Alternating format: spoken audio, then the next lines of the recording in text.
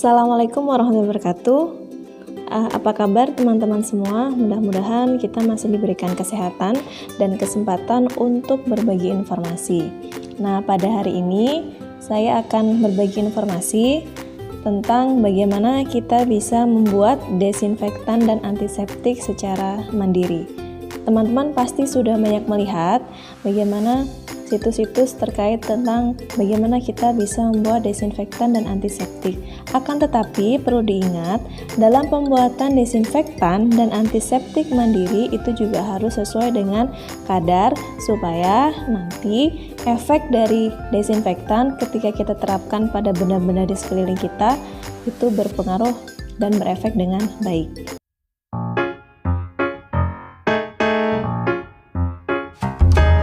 Kita akan bahas apa perbedaan antara desinfektan dan antiseptik. Perbedaan dari desinfektan dan antiseptik adalah aplikasinya. Nah, kalau desinfektan kita menggunakannya pada benda mati atau zat kimia yang bisa membunuh mikroorganisme yang biasanya patogen, yang sifatnya patogen, bisa bakteri, bisa virus, bisa yang lain. Itu pada benda mati, contohnya meja, kursi, dan lain-lain. Sedangkan kalau antiseptik itu juga zat kimia yang kita bisa menggunakannya pada benda hidup, contohnya telapak tangan kita, kemudian anggota-anggota tubuh yang lain, di mana dia bisa bertindak sebagai pembunuh mikroorganisme juga. Itu perbedaannya. Kemudian apa persamaannya? Nah, persamaan antara antiseptik dan desinfektan adalah sama-sama senyawa kimia yang dia sifatnya membunuh atau dia bisa merusak dinding sel dari bakteri, bisa virus atau mikroorganisme yang lain sehingga dia tidak merugikan atau tidak bersifat patogen. Itu satu persamaannya. Nah, untuk kali ini kita akan mempraktekkan bagaimana kita bisa membuat desinfektan dan antiseptik dengan takaran yang benar. Karena jangan sampai kita membuat desinfektan atau antiseptik dengan takaran yang tidak sesuai, sehingga nanti efek yang kita inginkan juga tidak sesuai. Jadi sekarang kita akan mempraktekkan bagaimana cara membuat desinfektan dengan takaran yang sesuai, sehingga bisa membuat efek yang dapat membunuh mikroorganisme patogen tersebut.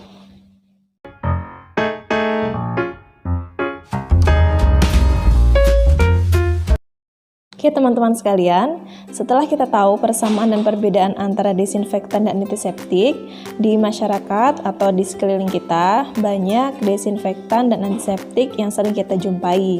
Contohnya, mana sih bedanya desinfektan dan antiseptik? Nah, di samping saya ini sudah ada beberapa produk yang banyak. Contohnya, contoh dari desinfektan yang sering digunakan, yang pertama adalah pemutih pakaian. Nah, pemutih pakaian ini kita bisa melihat bahwa di situ ada kandungannya yaitu NaCO3 atau nama lainnya adalah sodium hipoklorit.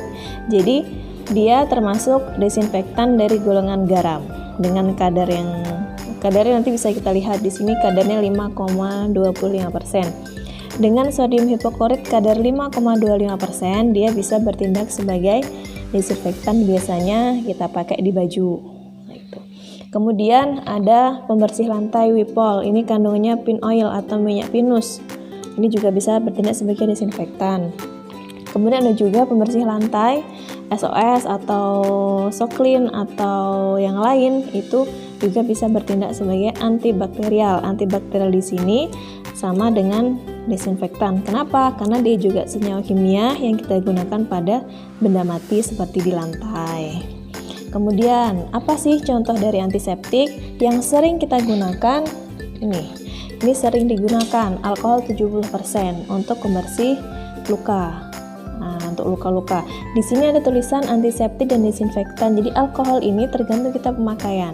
Jika kita melakukan pemakaian alkohol 70% pada benda mati, maka disebut dengan desinfektan untuk membersihkan mikroorganisme pada benda yang mati. Sedangkan kalau alkohol ini kita pakai di tangan kita untuk membersihkan jaringan tubuh, maka dia termasuk dari antiseptik. Ada juga contoh dari Rivanol. Nah, Rivanol ini juga sering dipakai untuk luka. Kandungannya adalah etagreni laktat sebesar 0,1%, dia bisa bertindak sebagai antiseptik. Biasanya kalau luka gores itu biasanya dibersihkan menggunakan Rivanol. Nah, contoh yang lain adalah betadine atau povidone iodine, termasuk dari golongan iodium. Ini juga bentuk garam, dengan kadar tertentu dia bisa bertindak sebagai antiseptik yang bisa diencerkan, bisa untuk sariawan atau bisa untuk luka-luka ringan. Nah, itu perbedaan produk-produk yang sering kita lihat. Jadi intinya, kalau kita menggunakan zat kimia untuk membunuh mikroorganisme pada benda mati, disebut dengan desinfektan. Sedangkan jika zat nyawa kimia atau zat kimia yang bisa membunuh mikroorganisme patogen yang kita gunakan pada benda hidup, berarti namanya adalah antiseptik. Jadi jangan sampai salah ya.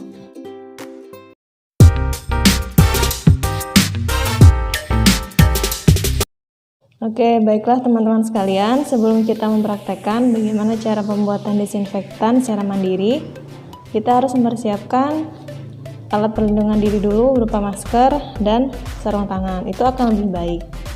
Kemudian kita juga harus mempersiapkan bahan dan alatnya. Untuk bahan-bahan bisa kita lihat di belakang. Bahan yang kita gunakan yang pertama adalah berupa Baiklin, merupakan pemutih pakaian yang biasa digunakan di rumah. Kemudian yang kedua, pembersih lantai. Contoh produknya adalah SOS, atau teman-teman juga bisa menggunakan yang lain juga seperti Supersol dan lain-lain.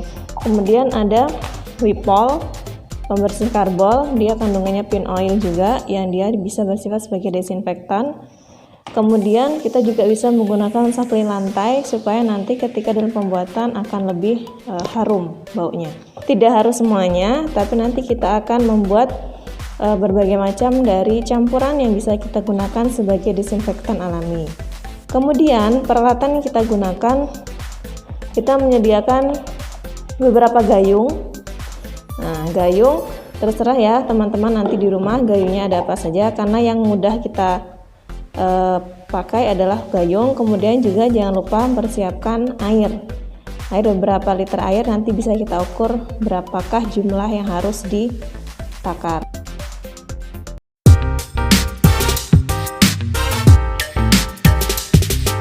Oke, untuk yang pertama kita menggunakan Baiklin dan SOS. Jumlah Baiklin yang akan kita takar adalah sebanyak 30 ml. Kita akan takar menggunakan gelas ukur. Gelas ukur di situ adalah tertera 10 ml. Jadi nanti kita akan ukur 30 ml itu nanti berapa banyak.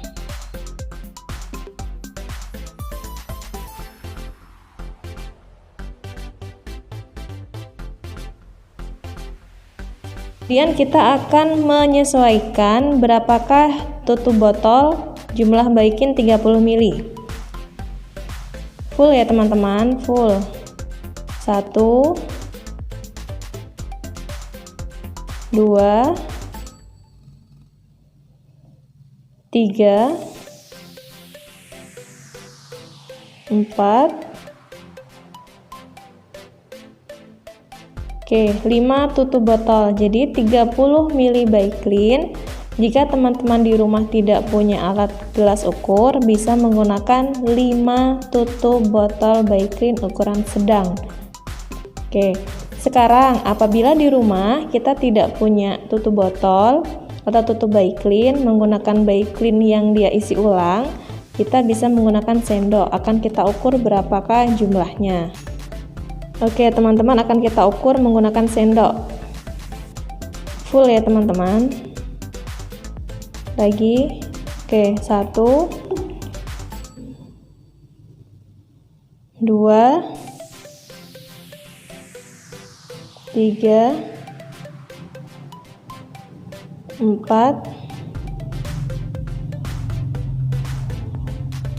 5 Jadi kira-kira juga 5 sendok. Jadi 30 ml itu sama dengan 5 tutup botol dan sama dengan 5 sendok makan ukuran yang sedang, tidak terlalu besar juga. Oke, kemudian untuk tambahannya SOS sebanyak 30 ml juga akan kita hitung. 30 ml itu menggunakan gelas ukur.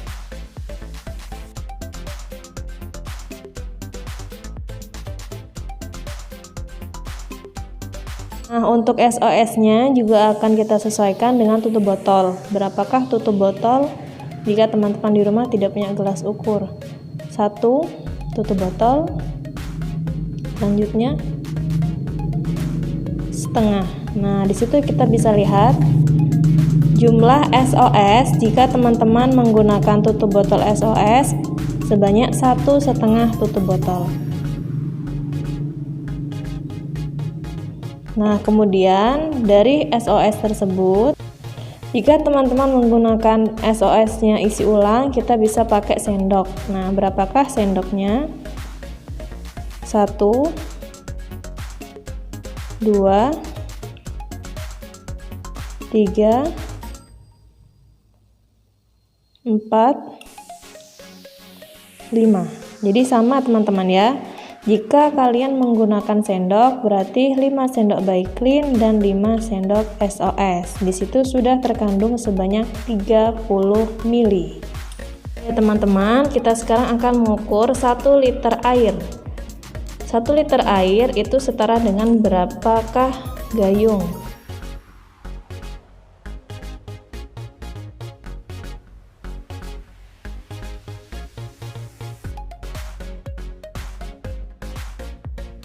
Sudah terlihat bahwa 1 liter air itu sama dengan 1 gayung dengan batasnya yang teman-teman bisa lihat. Jadi tidak full ya teman-teman.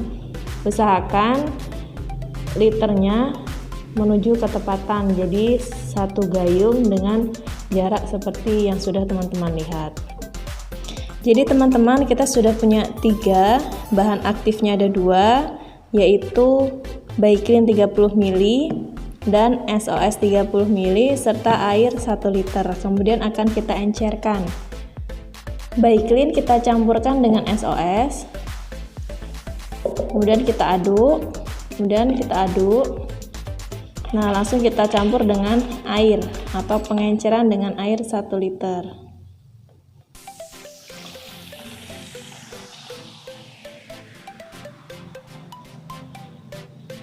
Oke, kemudian kita aduk. Nah, jadi teman-teman, di situ sudah jadi campuran antara 30 ml Baiklin dan 30 ml SOS dengan pengenceran air sebanyak 1 liter. Jadi teman-teman sebisa mungkin menggunakan ukuran yang tepat.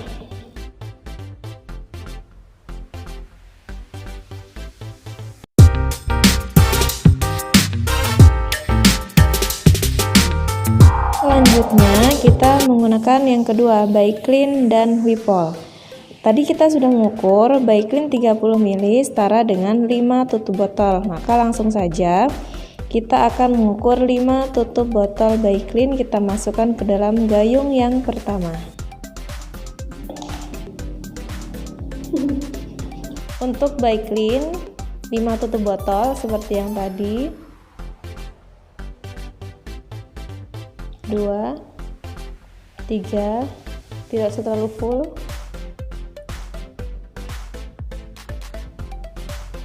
Kemudian kita ukur Wipolnya menggunakan isi ulang sebanyak 30 ml. Itu berapa sendok? 1, 2, 3, 4, 5. Jadi teman-teman 5 sendok aja. Jadi 5 sendok setara dengan 30 ml Wipol. Selanjutnya kita masukkan campuran yang pertama Baiklin ke dalam Wipol. Kemudian kita aduk dan kita encerkan menggunakan air sebanyak 1 liter. Kira-kira seperti itu, 1 liter teman-teman. Kemudian kita campurkan. Nah, ini adalah campuran yang kedua dari desinfektan Baiklin dan Wipol.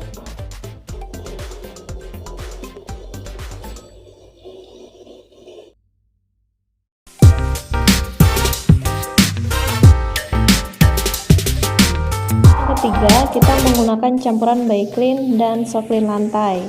Baiklinnya juga setara dengan 30 ml atau 5 tutup botol. Tidak usah terlalu penuh, 1 1, 2, 3, 4, 5. Oke, kemudian selanjutnya kita menggunakan soklin lantai. Kita cek 30 ml dulu.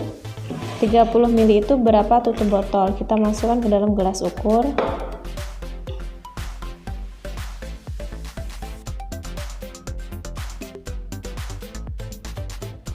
ml tepat.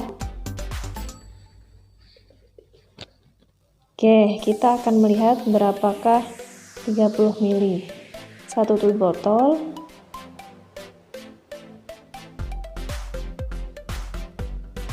Nah, 1/4 tutup botol itu setara dengan 30 ml. Kemudian dari campuran tersebut akan kita larutkan menggunakan 1 liter air. Kita sudah memiliki campuran yang ketiga, baiklin kita campur ke dalam soklin, kemudian kita aduk rata supaya tercampur, kemudian kita encerkan menggunakan air sebanyak 1 liter air.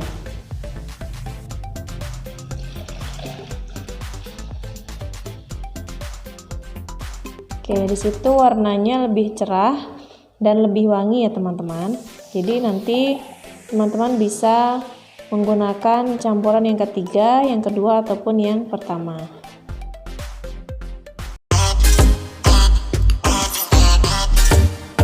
Nah, demikian tadi teman-teman 3 cara yang bisa kita gunakan untuk pembuatan desinfektan secara mandiri.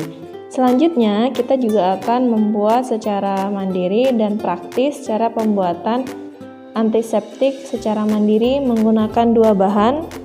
Bahan yang pertama adalah alkohol 70%, karena minimal penggunaannya adalah 70% sehingga dia bisa bersifat sebagai antiseptik. Kemudian kita juga bisa menggunakan baby oil sebagai bahan pelembut karena kita menggunakannya pada jaringan tubuh kita, contohnya di tangan, supaya dia lebih lembut. Kemudian ada juga peralatan untuk penggunaan antiseptik, botol semprot. Nanti bisa yang besar, lebih kecil, ataupun yang lebih praktis bisa digunakan atau bisa dibawa di kemana-mana. Kemudian juga ada peralatan dari gelas. Kita nanti akan mengukur berapakah bahan yang harus kita gunakan untuk penggunaan antiseptik tersebut. Selanjutnya kita akan mengukur alkohol 70% sebanyak 100 ml.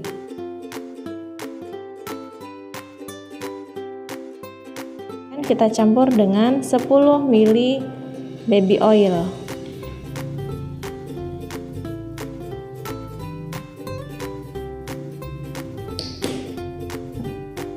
Oke, kita campurkan ke dalam campuran alkohol 100 ml.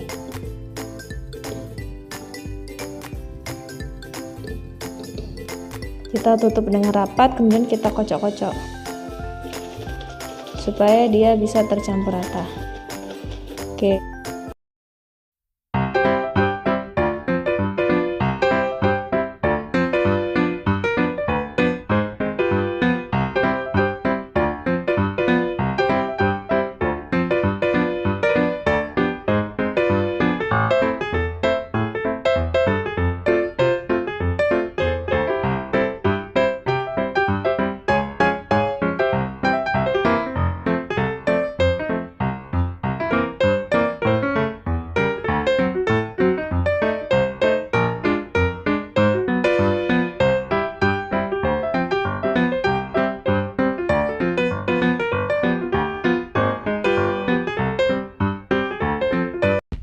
Teman-teman, kita sudah selesai dalam pembuatan hand sanitizer atau antiseptik dan kita bisa menggunakannya ketika kita akan pergi keluar rumah.